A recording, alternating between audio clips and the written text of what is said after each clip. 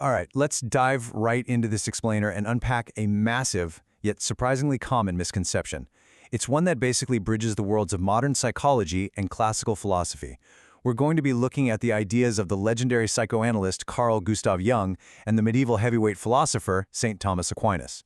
And what we're untangling today is absolutely crucial, not just for philosophy nerds, but for psychology, spirituality, and honestly, even everyday therapeutic practice.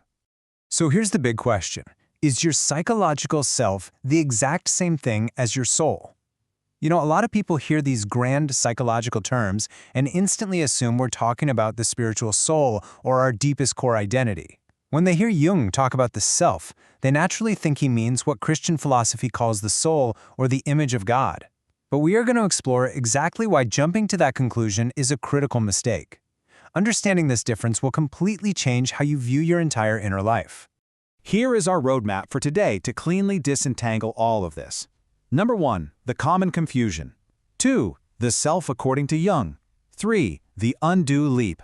4, the person in Aquinas. And finally, number 5, integration is not salvation. Okay, let's kick things off with section 1, the common confusion. This confusion really happens because Jung uses incredibly heavy-hitting, weighty words. We're talking terms like center, totality, unity, meaning, and yeah, even image of God or true personality.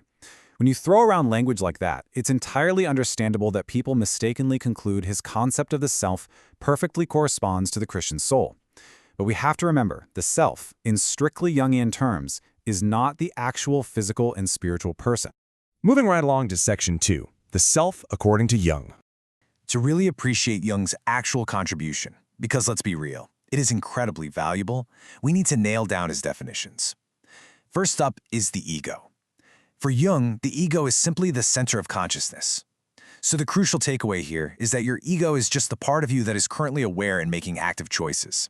It's the I that perceives, thinks, remembers, and recognizes itself right this very second while you're listening to me. But Jung argues that our psychic life is much, much larger than just that conscious ego. There's a whole world of unconscious contents, hidden desires, irrational fears, impulses, forgotten memories that our conscious mind just doesn't fully recognize. And this is exactly where the self comes in. The self is the ultimate center and the absolute totality of all that material, conscious and unconscious alike. Basically, it represents the entire landscape of the psyche. Jung calls the journey to actually discover all this the process of individuation, and honestly, it's a real game changer. The steps to get there are all about building a mature personality, mainly because the ego simply doesn't know everything that's hiding out in the psyche. We might reject certain ugly emotions or project our own hidden conflicts onto other people. But by integrating those hidden contents, we develop a much healthier, way less fragmented personality. This is Jung's great, undeniable contribution to psychology. Now, let's get into section 3, the undue leap. What's really fascinating here is where the problem actually begins. It happens the moment we treat this psychological totality as our ultimate bedrock identity. We often make an undue leap between two totally distinct fields. See, there is a massive difference between psychology, which essentially maps out how our mind organizes experiences, and ontology, which is a branch of philosophy that defines what a reality actually is at its core. Saying the self represents the totality of the psyche is a valid psychological statement. But saying the self reveals what a person truly is, well, that's an ontological statement, and they are definitely not interchangeable. Just because an inner image helps organize our mind doesn't suddenly make it the substance of our human nature. I love this quote because it brilliantly illustrates the danger. The Jungian self might be a fantastic, highly detailed map for organizing the psyche, but the map is not the city. It functions as a really useful organizing image of our psychic totality, sure, but it is not the actual living, breathing reality of the human person. Which brings us nicely to section 4, the person in Aquinas. Let's look at how the great philosopher St. Thomas Aquinas defines human existence completely differently, focusing on the actual city rather than just the map. For Aquinas, you aren't just a collection of psychological parts orbiting some hidden archetype deep in your unconscious. Instead, the human being is a substantial unity of body and a rational soul.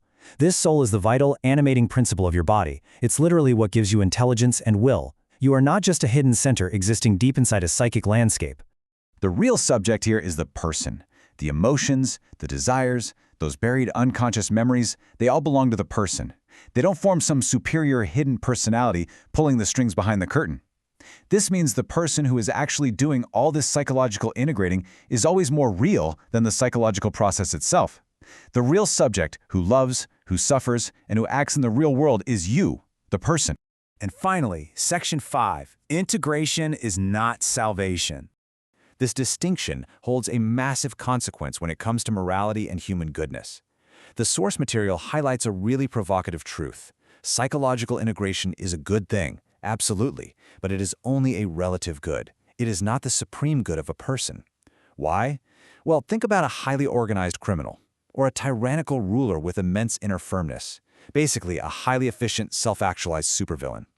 They might have totally integrated their psyche, but they are using that incredible organization to perform deeply unjust acts. So we really have to ask ourselves, does psychological totality actually distinguish good from evil? And the answer is no. Integration only answers the question, how can I recognize and organize the contents of my mind? It completely fails to answer the question, what is objectively true and what is actually good? Truth and goodness are not produced merely by achieving inner zen or balance. They don't just magically pop out of the self. Inside all of us, there are incredibly generous tendencies, but let's face it, there are also disordered, selfish desires. There are emotions that help us see reality clearly, and emotions that completely distort it. Just because an inner experience is deep doesn't make it true. An impulse isn't automatically good just because it feels authentic to you. The psyche has to be judged and guided by moral criteria that exist completely outside of the psyche itself. Therefore, the self has absolutely no authority to create moral truth. It is not our moral conscience, which is actually a judgment of practical reason about what we should or shouldn't do in the real world. It's not the essence of the person or the rational soul, and it certainly isn't the image of God.